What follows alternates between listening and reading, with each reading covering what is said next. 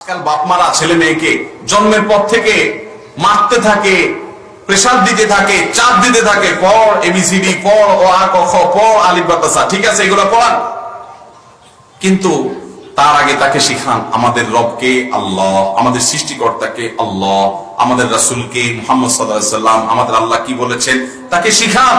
এই শিক্ষা তাকে দেন, এই দ্বীনি শিক্ষা তার প্রাপ্য, তার অধিকার। সন্তানকে যদি দ্বীনি শিক্ষায় গাফলতি করেন, এই সন্তান কিয়ামতের ময়দানে বলবে, আল্লাহ আমি যে নষ্ট হয়েছি, আমি দোষী স্বীকার করি, কিন্তু আমারে বাপ আমারে মা এবিসিডি শিখানোর জন্য বহুত মারছে, স্কুলে যায়নি সেজন্য বহু প্রেসার দিছে, মসজিদে যাওয়ার জন্য কখনো প্রেসার দেয় নাই, আমাকে কখনো দিনদারিতার জন্য জোর দেয় নাই।